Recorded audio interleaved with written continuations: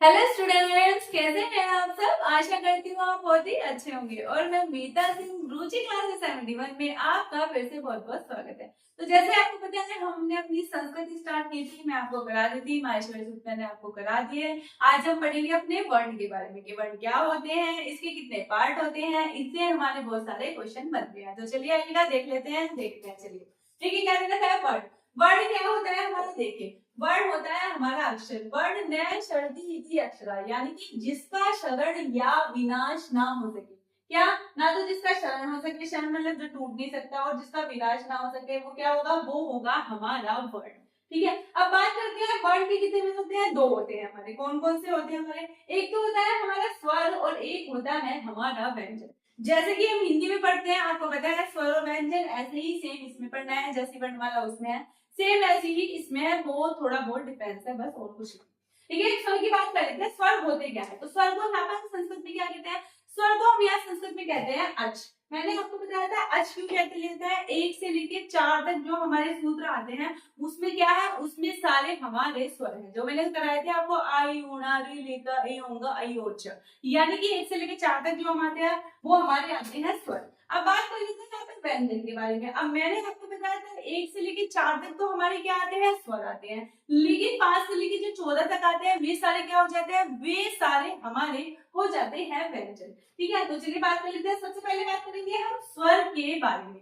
स्वर हमारे क्या होते हैं, तो स्वर प्राजन्ते इति स्वरा, यानी कि जिनका उच्चारण क्या होता है, स्वतंत्र रूप से होता है। स्वतंत्र रूप से कैसे, यानी कि वे किसी और से बाध्य नहीं होते, उन्हें बोलने के लिए किसी और हमें वर्ण की जरूरत नहीं पड़ती, इसलिए उन्हें बोला गया है क्या होते हैं, जिनका उच्चारण स्वतंत्र रूप से किया जाता है, अन्य वर्ण की आवश्यकता नहीं होती है, वो क्या हो जाते हैं, वो हो जाते हैं हमारे स्वर। किसी की हेल्प नहीं लेनी पड़ती, अपना काम वे खुद कर लेते हैं, वो होते हैं हमारे स्वर। और वही बात दूसरी जगह व्यंजन क्या होते हैं, जिन्हें बोलने के लिए हमें क्या होता है, स्वरों की सहायता लेनी पड़ती है, बिना स्वरों की सहायता से वो बोले ही नहीं जा सकते, तो वो क्या हो जाते हैं हमारे, वो होते हैं हमारे व्यंजन। चलिए अब बात कर लेते हैं, हमने स्वर को काफी उसमें डिवाइड किया है, तो यहाँ पर पहले हम पढ़ेंगे क्या, मात्रा के आधार पर स्वर। मात्रा के आधार पर स्वर हमारे कितने प्रकार के होते हैं, तो देखिए मात्रा के आधार पर स्वर की बात की जाए तो वो हमारे कितने होते हैं,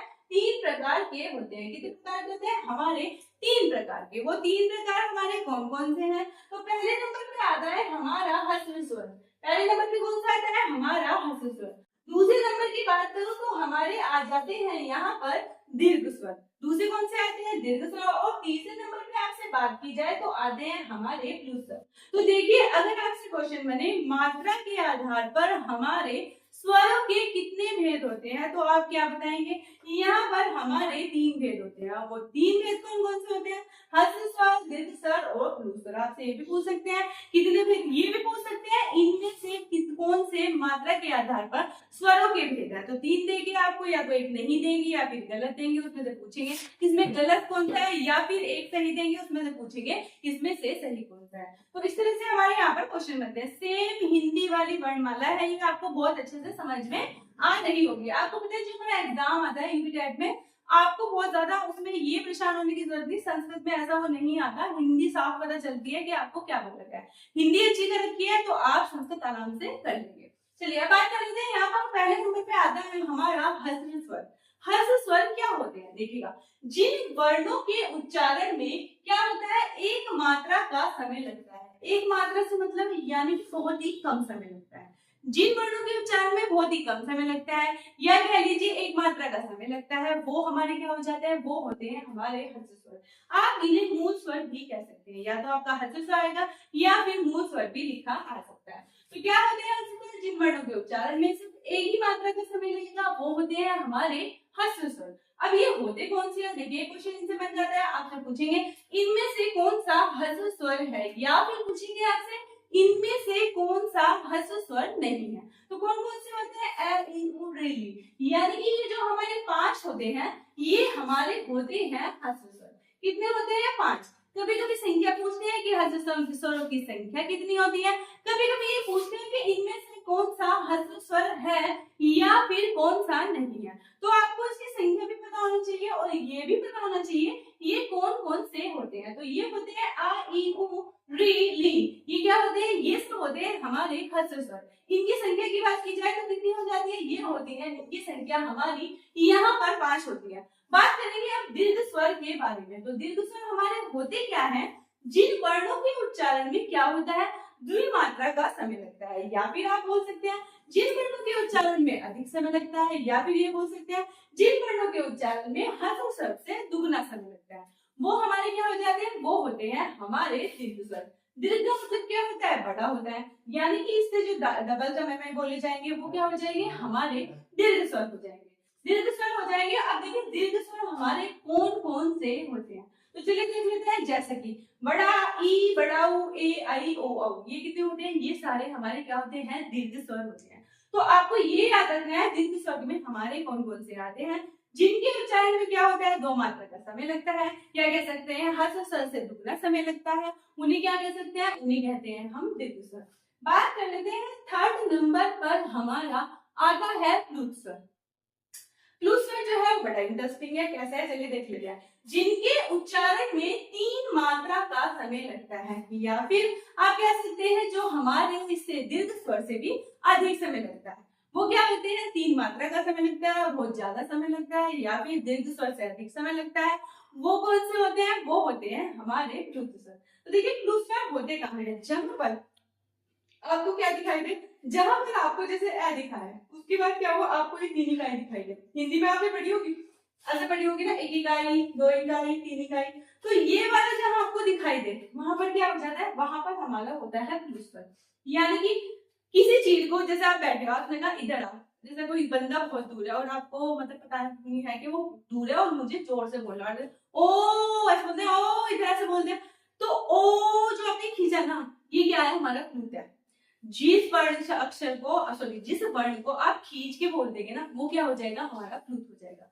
जैसे कि आपको बताऊं, हम क्या करते हैं, जैसे ये संगीत में होता है सा रे गा, तो क्या होता है, खींच के बोलते हैं माँ। अब देखो मैंने माँ बोला, एक बोला, ये क्या हो गया, माँ, ठीक है, और एक बोला माँ, तो यहाँ पर ये क्या हो जा रहा है, ये हो रहा है हमारा यहाँ पर प्लुत स्वर। तो इस तरह से अगर आप किसी शब्द को, यहाँ पर वर्ण को आप क्या करेंगे, खींच के बोलेंगे, वो हमारा प्लुत हो जाएगा। आपको अगर ये लिखा हुआ दिखाई दे तो वो क्या होते हैं, हमारे प्लुत स्वर। इसमें एक मोस्ट इंपोर्टेंट हमारा एग्जाम्पल आता है, जैसे कि आप सुबह को देखा ना, बहुत से बंदे बोलते हैं ओ, मतलब आप जितना ही ज्यादा खींचेंगे वो हमारा किस में आ जाएगा, वो हमारा आएगा प्लुत स्वर में। तो चलिए एक बार रिवीजन करते हैं। मैंने आपको क्या बताया, देखिए मैंने आपको बताया वर्ण, वर्ण हमारे क्या होते हैं, जो क्या होते हैं, नए शब्द तीसरा, यानी कि जिनका शरण नहीं हो सकता, जिनको आप तोड़ नहीं सकते, वो होते हैं हमारे वर्ण। इसके हमारे 2 भाग होते हैं, एक होते हैं स्वर, दूसरे होते हैं हमारे व्यंजन। स्वरों को हम क्या कहते हैं, अच कहते हैं, और व्यंजन को हम हल कहते हैं। ये भी क्वेश्चन है, स्वरों को क्या बोलते हैं और व्यंजन को क्या बोलते हैं। स्वर हमारे 1 से लेकर 4 तक में आते हैं माहेश्वरी सूत्रों में, और जो हमारे व्यंजन आते हैं वो 5 से लेके किसमें आते हैं, 5 से लेके 14 तक में क्या आते हैं, हमारे पढ़ते हैं। और ये हमारे माहेश्वरी सूत्र 1 से लेके 4 तक क्या आते हैं, हमारे स्वर आते हैं। अब बात करते हैं स्वर क्या होते हैं, जिनका उच्चारण करते समय जो स्वतंत्र होते हैं, हमें दूसरे उसकी सहायता नहीं लेनी पड़ती, वो होते हैं हमारे स्वर।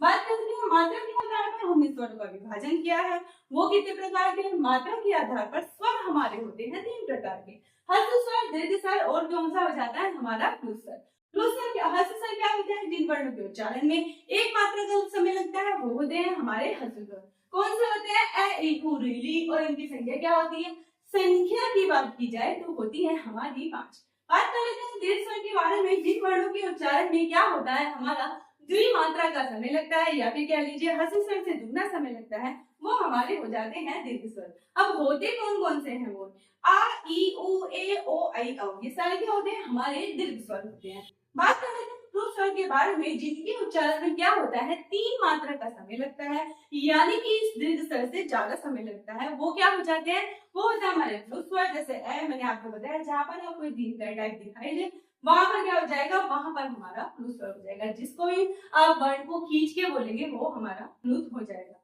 प्रथम के आधार पर स्वरों का विभाजन, प्रथम के आधार पर स्वरों का विभाजन पूछते हैं कितने होते हैं, तो हमारे होते हैं 3। कौन से होते हैं, उदात्त, सेकंड नंबर पे आता है अनुदात और कितने होते हैं स्वरित। देखिए उदात मतलब उच्चे उदात्ता, नीचे अनुदात्ता और समाराह स्वरिता। जो हमारे स्वर होते हैं उदात अनुदात और है ना स्वरित, उनकी तीनों संज्ञा होती है।